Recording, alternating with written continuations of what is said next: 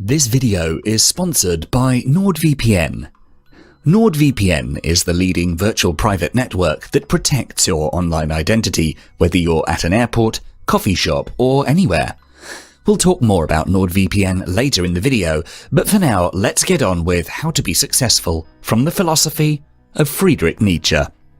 Friedrich Nietzsche was a German philosopher, cultural critic, composer, poet and philologist who is widely known for his unconventional ideas about morality and religion. He was one of the main precursors of existentialism, and although his ideas were controversial among the traditional thinkers, he showed people the true nature of life and how individuals can shape their future with independent thought. He wrote some of the most magnificent books the world has ever seen. Some notable mentions are Thus Spoke Zarathustra, Beyond Good and Evil, and Twilight of the Idols. According to Nietzsche, to be successful means to live life to the fullest, following your own mission in life and your own values. His teachings have shaped the lives of many people, from psychologists to poets, dancers to several successful modern-day entrepreneurs. So with that in mind, here are 5 lessons from Friedrich Nietzsche which we can adopt in our lives in order to be successful. Number 1. Don't follow the herd. Nietzsche says, "I mistrust all systems and avoid them. The will to a system is a lack of integrity." Nietzsche was a stubborn advocate of individuality, and he often warned us of the dangers of losing our free will and integrity while trying to fit into a system. His famous term, herd mentality, represents a tendency that the average mob exhibits while acting out their systemic roles. They're gathered around a central ideal, and they're following it blindly. However, that usually comes with a nasty trade-off. You get the security of belonging to a group and having each other's back, but you lose any real sense of authentic individuality. Groups have a tendency to exclude people and ideas that seem strange to them. You could have an ingenious idea that's far beyond people you're surrounded by, and they may meet your swaying away from the norm with disapproval. In those situations, they're trying to cling to their idols, which can be both real people and ideologies, and they think that your individuality and free thinking will undermine the short-term security of the herd. Real-world examples of this highly abstract concept are everywhere around us. Imagine a young and up-and-coming entrepreneur trying to get their ideas out there in order to create a well-functioning business that's both profitable and of great benefit to society and the environment. While implementing their noble goal, they often face resistance from the very people that are afraid of change. Imagine that you were the first person to suggest the audiobook format. Firstly, you'd get a lot of resistance from some of the readers that are way too attached to the material object of a printed book, not to mention the stress of having the audiobook format appear on the market and be ready to compete with the long-standing consumer habit of buying a physical book. Both readers and book publishing companies would desperately try to keep the things as they used to be initially. This is exactly what holding on to your idols means. This is what they're doing by insisting upon keeping the status quo. They might simply just not see the big picture. But if you don't give up and keep moving forward, you will end up creating a new business model that, in this case, offers job positions as well as a new consumer habit that's way better for the environment because it doesn't exploit the precious lungs of our world, our trees. The problem with most of us is we give up on our endeavour as soon as we face the slightest resistance. We think of it as a permanent setback. Nietzsche, however, warns us about the resistance that you may face while challenging the status quo of the herd, and you may fall into nihilistic traps of believing that nothing really makes sense and that there's nothing worth fighting for. You'll feel like giving up because of the emotional pain you were experiencing while trying to get your ideas across. In this case, Nietzsche advises us not to give up and to keep moving forward. Number 2. Embrace your inner Dionysus. According to Nietzsche, you must have chaos within you to give birth to a dancing star. Nietzsche, in his book Thus Spake Zarathustra, emphasized the importance of being in touch with your chaotic side because chaos highly correlates with creativity, one of the primary drivers in our lives. Every new situation is symbolically represented as chaos or as the unknown, and our creativity is our ability to adapt to new situations. To be creative is to be spiritually healthy, and nobody embodies that creative spirit better than Dionysus, the Greek god of wine, religious ecstasy, and fertility. According to Nietzsche, we must be in touch with our inner Dionysus, our creativity to navigate through chaos and to be truly spiritually healthy. Our so-called routines, on the other hand, are in the domain of order, rationality, and the known. Take the regular 9-to-5 lifestyle of today. You repeat the same old routine while at work, and once you get home, you tend to give in to the pattern of consumption that is the overarching ideal of our modern-day lifestyle. The more we spend on food and shopping, and the more time we spend mindlessly consuming social media content, the more our creativity tends to get atrophied, and we look for an easy way to escape the unpleasant, chaotic situation and retreat into the soothing comfort that our modern-day lifestyle so easily affords us. The harsh reality is the more we escape, the tougher it gets to confront the chaos and uncertainty. Because our capacity to deal with the unknown diminishes, we feel even more anxious about the idea of getting out and living, which makes the products of the comfort industry that much more appealing. We are caught in a vicious cycle. Our inner Dionysus tends to die off in our westernized, rational, and comfortable environments. Similar to the duality of yin and yang, each of us have two main sides to our personality.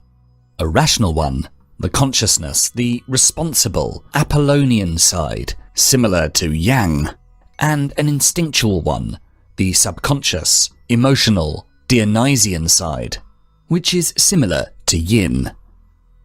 In Nietzsche's view, the way to be successful or to achieve any greatness is by the way of achieving a harmonious totality, which is to balance the two parts of yourself. The Apollonian side, Apollo being the Greek god of sun, of knowledge, and the Dionysian side, Dionysus being the complete opposite, the god of wine, fertility, and madness. You have to be organized, responsible, logical, but at the same time, leave room for the more artistic part of yourself, your creative side, your emotional side. According to research, business leaders who are innovative, who can think of new ideas that are more likely to be successful. Every business or any kind of commercial setup must be able to compete with its competitors and keep up with the latest trends in the industry. You will have to make some decisions to ensure that the productivity of the business increases. To do that, you need to be creative to discover different ways of doing things to achieve a better result. Number 3. Find a father. Nietzsche advises us that whoever does not have a good father should procure one. Nietzsche's own father, a Lutheran minister, died when he was just 5 years old. It is known that he loved his father very much, and that his father's absence was painful. Soon after his father passed away, he lost his brother, and Nietzsche was raised by his mother alongside his two sisters. Having lost his own father at a young age, and after experiencing various strained relationships, Nietzsche recognized the importance of a strong, encouraging guide in life. In business, this could be translated into finding a good mentor to inspire and guide you. Whether you're running a startup or you're a manager in an organization, there will be many challenges that will come your way. A mentor is someone who's been there, done that. They are someone you can turn to, ask questions, and get advice. Facebook's Mark Zuckerberg was mentored by Steve Jobs. Jobs was mentored by Mike Markkula, an early investor and executive at Apple, and Eric Schmidt mentored Larry Page and Sergey Brin of Google. The connection between a mentor and a mentee can be the most powerful relationship not only in your professional lives, but also in your personal lives. If you want to learn any instrument, let's say you want to learn the guitar, you'd go to someone who already knows how to play it. Similarly, when you realize an area in your life, like your marriage for example, needs improvement, or when you set out to do something like run a marathon, having that encouraging mentor is extremely important, as it will influence what you do and how you eventually turn out. So, if you want to be successful, align yourself with someone who has succeeded in a similar pursuit. We cannot allow ourselves to think we have all the answers, because we never will, which is why having a mentor will help you turn the daily adversities of life into successful habits which will build your internal resilience. For your personal achievements and improvements, your mentor could be your friends, family, or colleagues who've already achieved the goal you're working towards. And for your professional pursuits, you can find great mentors in professional networking events, online mentorship networks, industry meetups, and on dedicated websites like LinkedIn. Number 4. Have a clear vision for the future. As we learn from Nietzsche, the future influences the present as much as the past. The will of power, which also means the will to live, is one central concept in Nietzsche's philosophy, and will is, by definition, directed towards the future. This vision of the future shapes one's present reality as much as the memories of the past.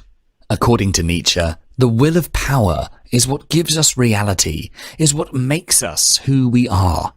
The way you see your future has a big influence on how much you enjoy life and how confident you can be in achieving your goals.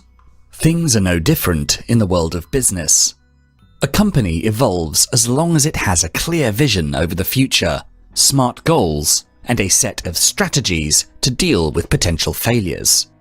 As an entrepreneur, the way you see yourself in 1 year, in 5 years, in 10 years will shape the way you create your business plans, the way you talk to other people, and the way you negotiate. It will also shape the very way you view your own story. If you know where you're going and have a strong vision of the future, then you'll tend to remember the key moments from your past that are particularly relevant to your journey towards that specific future.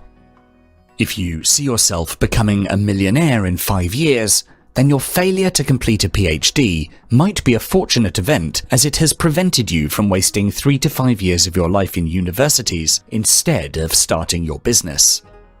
One of the most important steps in having a successful business is to create an overarching vision of how your business will look in the short and long term.